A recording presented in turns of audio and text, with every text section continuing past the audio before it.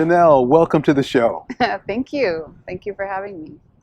Always a pleasure. It's been a few years, my friend. It's been a few years. I think last time I saw you was before I moved to New York, and that would have been 2009. That is a nice chunk of time. But before that, I was 2 years in Thailand, so I haven't seen you since at least 2007. Since 2007, approximately, then to New York. 15 years. Oh, wow. Well, you look the same. You look great. Well, thank you. You look amazing yourself. Well, listen, let's catch up with things and find out how your career is going. But what I'd also like to add is that today is Women's International Day. Yay. Yay, girls. How does that make you feel? I don't know. I think every day is our day. My mind always goes to the women who really suffer because they're women, you know, in other cultures around the world. And so my thoughts go to them on days like today. Okay. More than, you know, me. I mean, I'm so, look at this. Look how blessed we are. We are, indeed. So. Well, tell us a little bit more about this. Suffering is very broad. In what way? I mean, if you could be a little more specific. Well, it starts in the womb. There's all kinds of sex-selective abortions. Okay. For example, in China, when they had the one-child policy, because of the culture of Confucianism, they wanted a boy, not a girl. And so sex-selective abortions were commonly done.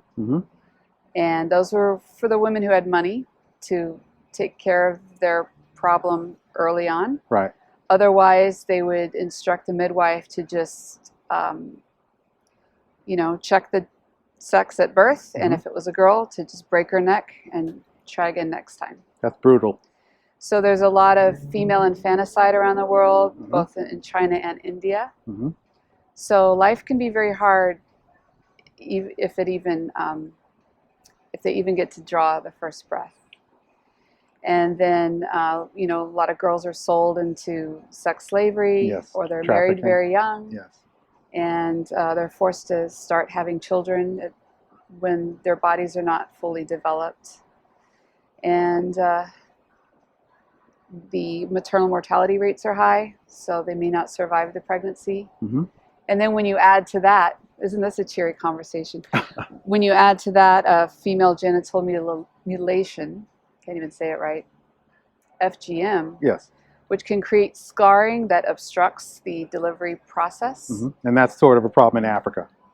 That's a problem in Africa. Or let's say the West might say that that's a problem.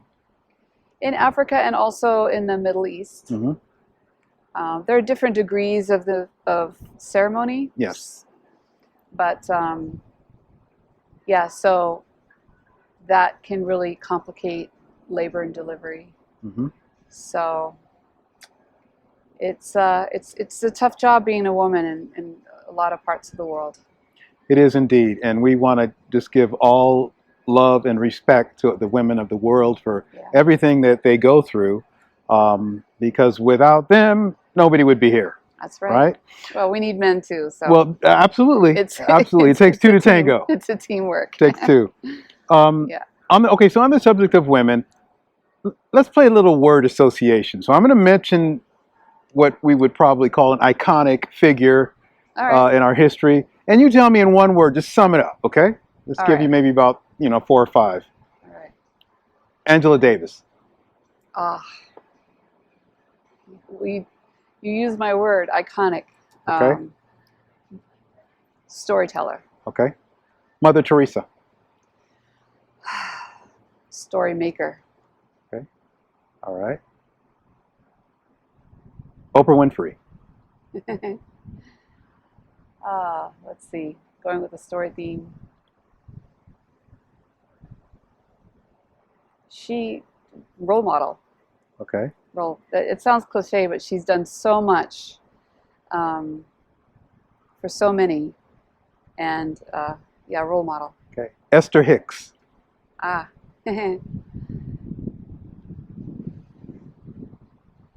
kindness,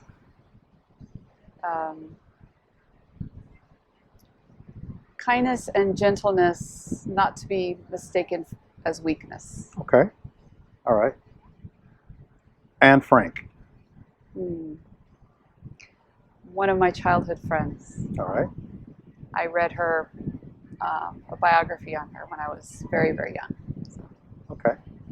Okay. Wonderful. Those are wonderful ideas about those iconic figures. Yeah. So on your journey of music, how did it all start for you? In the womb. Okay. Speaking of in the womb, my father was a music teacher, and actually my parents met in the music building. Okay.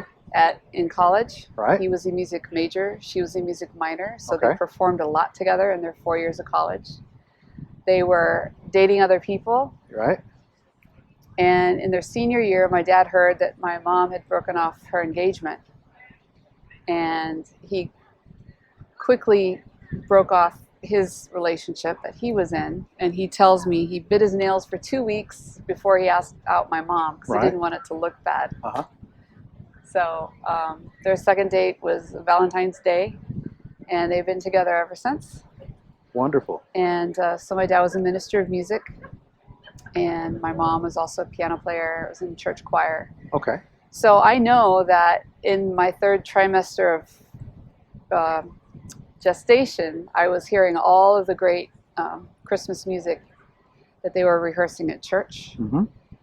And I figured it out years later that that's probably why Handel's Messiah felt so familiar to me. Ah, yeah, one of my favorite pieces. So I was exposed to music in the womb and just came out singing.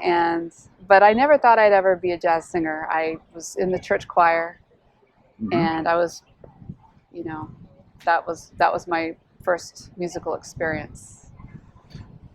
How did you make the transition to exploring ideas in that vein, that idiom of jazz? What led you to that? Was it an individual or just the experimentation? Well, as I was growing up, I picked up violin and viola. Okay. And so I was really heavy into Baroque and classical studies. And I wasn't even very interested in pop music. Okay. So I didn't venture too far out of that little bandwidth besides sacred, music, like church music. Right. But then I started to understand a little more about jazz and started noticing how similar it was in my brain with Baroque music. How everyone gets a solo, which as a viola player, I always thought that was it was a cherished moment, right? Very nice of them to give us a solo. And I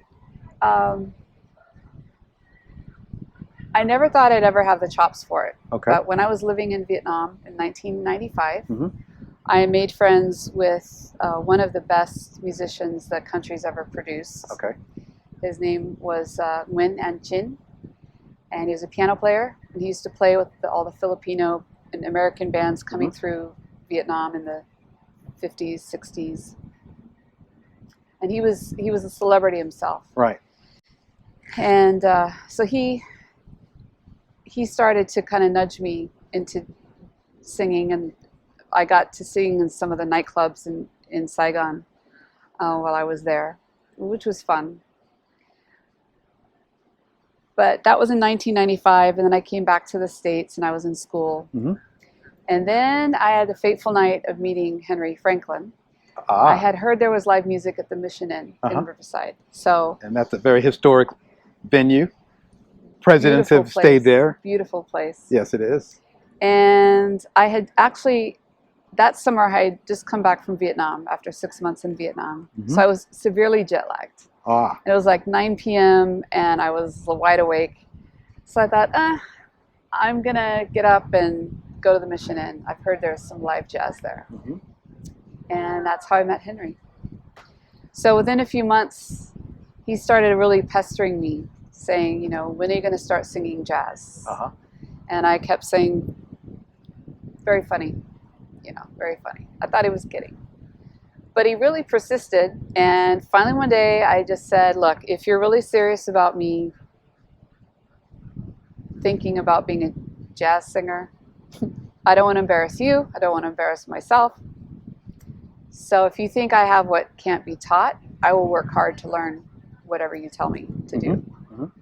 And so that's how it started. Okay. Yeah. 22 years ago. I'm going to mention a song title and tell me what it means to you. All right. Tanzanian Skies. What does that represent to you? What does it mean to you? Somebody's been feeding you questions. So that is a beautiful song that Henry composed. Okay. He told me he was down in the Caribbean and watching the palm trees sway and the wind was blowing, much like right now. Ah. And he said the melody just came to him and he wrote it. And they have Izar Lawrence playing the soprano sax yeah. on that. Beautiful album. And a few years after the album came out, Henry asked me to write some lyrics. Ah. And I was like, oh, wow, that's a big ask. So I asked him, that's how I know where he was when he wrote it. I'm like, so why did you name it Tanzanian Skies if you were in the Caribbean? And he goes, I don't know. So I played that one track on loop for a couple weeks. Just whenever I was home, that's the only thing I listened to. And I really tried to get inside of the music. Sure. And what came out was a story, kind of a cross between Girl from Ipanema, kind of boy meets girl kind of story. And I wrote out the words and I went to Henry's house and I said, but I gotta warn you, Henry, it has a bridge. And he says, that song doesn't have a bridge. I said, well, it does now, right? A bridge. It does now. I said, I would only do it with your blessing, was to listen to it. And then he listened to it and he goes, that is kind of a bridge. He goes, I get what you mean. I got you. So he gave his blessing, and then I recorded it a few years later in the studio with Theo Saunders on piano. Right. Our beautiful Ramon Banda on drums. May he rest in peace. Yes. And Henry on bass, of course. And Nolan Shahid was engineering, producing it, and he did trumpet on a couple of the other tracks. So. Excellent. Well, that was a wonderful recording, and that was a few years ago. What have you worked on since then? Anything since then, like in the studio? Not so much in the studio, although to be fair, I did invest in equipment. To have somewhat of a studio in my apartment during the pandemic. Okay. I had someone helping me, Bernard Furshman, rocks, great promoter, great artist. He runs a theater called the Triad Theater in Manhattan. Okay. Before that, he was owner of Metropolitan Room, which closed down, and now he's with Triad. But he consulted for me and told me what to get and how to do it, and inspired me to step out there and give concerts online. Sure. Which is a whole other realm of technical skill set. Yes, it is. I didn't have before, but I've been doing it a little bit over the last couple of years because, of course, New York was completely shut down. So let me get your opinion on sort of a current affair that's sort of happening in real time. There has been recent legislation that has made lynching a federal hate crime, and it's taken, from what we're hearing, about 120 years since this was introduced. So my question to you is, why do you think it has taken so long for that to happen, and what effect would that, I mean, what do you think would come out of making that a federal hate crime? Wow. So there's a few things to unpack. First of all, what took it so long? It's a very uncomfortable topic. It's not just a crime. It goes all the way back to the roots of slavery. that people don't want to talk about. Mm-hmm. And so I think Americans can learn a lot from people in other parts of the world on how to have those uncomfortable conversations. Mm-hmm. South Africa, you know, with the apartheid, look at Germany. And they are like, we're never going to repeat this, what happened in World War II. And we teach the history so that we know what we're opting out of. Because if you don't talk about it, you might stumble back into it. And that ties into this issue of critical race theory. Mm-hmm. The Japanese do big ceremonies like we do with 9/11. They do with the bombs that Mm-hmm. dropped on their country, because they are dedicated to peace. And they tell that story. They make sure the future generations understand very clearly what that was all about. Mm-hmm. And it would be interesting. I don't really know how much of history is taught in Japan of what the Japanese soldiers were doing in China. Right. With the 30 million Chinese. Like it's makes what the Nazis did drop in the bucket. And even the Nazi allies who were with the Japanese in China were like calling back to headquarters going, you know, this is way over the top. It was over the top for the Nazis, what the Japanese were doing. So Americans really could learn a lot from other cultures who have made it a very clear objective in their present and future to not do that again. Yes. And we're not very good at that. So I think that's why it has taken. So we need some work in that area to not forget things, but to remember them so it doesn't happen again. We have to tell the stories and tell them accurately. And 100 people in the same situation will have their own version of that story. Right. So that's, I don't know if that answers. No, I was absolutely. hearing like 3 or 4 questions in that. Yeah, it's very, very complex question. I understand. Social justice that this country needs to face up to. It's so hard to see the police brutality that is happening somewhere right now, somewhere in this country. It's happening right now. And a point that I wanted to be sure to make in answer to the overall subject of lynching is another uncomfortable topic that we need to talk about is that there are white supremacists in law enforcement. Oh, absolutely. There are white supremacist gangs in the LA Sheriff Department, LA Police Department, and other departments around the country. Yeah, absolutely there are. The people who are supposed to protect us are targeting according to their hatred for other people who don't look like them. And white supremacy is a much greater danger to our nation, to our culture, to our democracy than many other things that we think might be dangerous.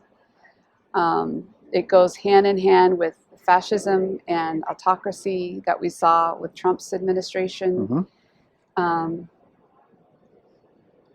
to recall what happened on January 6th last year. The insurrection. The insurrection, there was a lot of racial stuff going on there too. You know, and so we haven't even started to really talk about the insurrection. We've got a lot of changes that need to be made. Absolutely. In mindset and public policy.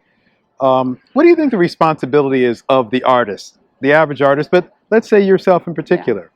You're a singer, you're doing shows online in New York City. You know, what would the responsibility be from that standpoint? There are 2 main sides to this. One is like the position taken. She's not going to make political commentary. She's an entertainer, period, and that's it. I'm aware that there's a certain genre of music that is preferred by people of a certain political bandwidth. Uh-huh. Right? So to be a progressive person who votes for the squad might not be the one who's listening to country music. Certainly. Maybe. I don't know. I haven't done the research, but there is a certain kind of culture that goes together. And that goes along with being uncomfortable and not talking about things. Yes. Okay. Well, yes and no, but I mean, Dolly Parton, she might lose all her fan base if she said what she really thinks. Mm-hmm.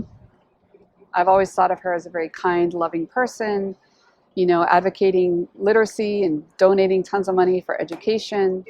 So I can imagine that if she really spoke what I think she thinks, she might lose her fan base of, you know, that's living in the South. Gotcha. I'll just put it like that. Gotcha.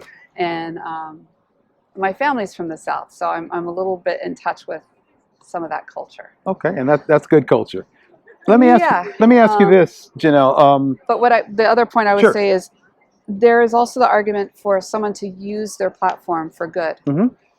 And I've been thinking about this, you know, where am I at on this? But I didn't think about it for very long because my background is in public health. And I've lived in, you know, Vietnam and Thailand and working on behalf of women's issues and things like that. So I have always been one to cry out for the vulnerable. Right. The prophetic voice. Yes. To cry out for justice. This is a part of my DNA from a very young age. Mm-hmm. And injustice, I was talking about justice and ethics and things like that when I was a kid. So jumping to being a jazz artist, in the jail workshop that I give, I'm very clear that I am opinionated, I'm vocal, I'm out there, and I this is part of my ministry, my mission in my life. And jazz has always been part of social justice. Jazz has always been on the cutting edge of crying out for justice. Right. So to me, being a jazz artist doesn't give me an option to be neutral politically. Okay. Social justice is a political issue. I don't separate the two. You know, Aristotle said, two people in a room, that's politics. That's people. You got people, that's politics. Right. So, yes, Nina Simone is a goddess in my world.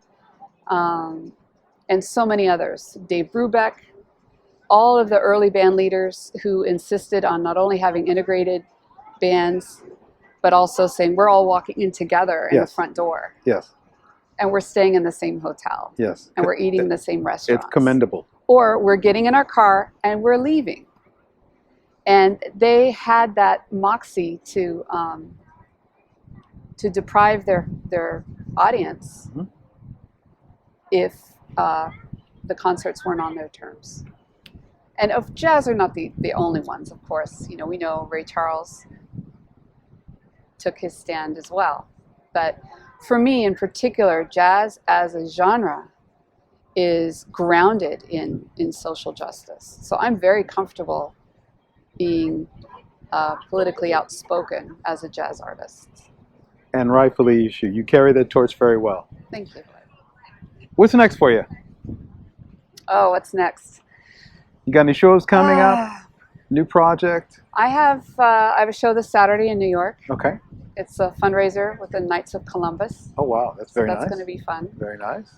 Playing for some dance clubs, ballroom dance clubs. So what makes me more happy than singing with some great musicians is singing with great musicians and people get up to dance. What's better than that? Not much better. It's so good. So there was a ballroom dance club that we were booked with in October of 2020. That's kept postponing. And so we're finally going to play for them both this month and next month in New York. Westchester County Federation of Women's Clubs has their annual fundraiser. And so my band is featured for that. at the end of April. Awesome. Still. Awesome. We're looking forward to seeing more of you everywhere, Janelle. Thank you. You so much for coming today. Thank you. And blessings to you and your career. Thank you. I'm blessed.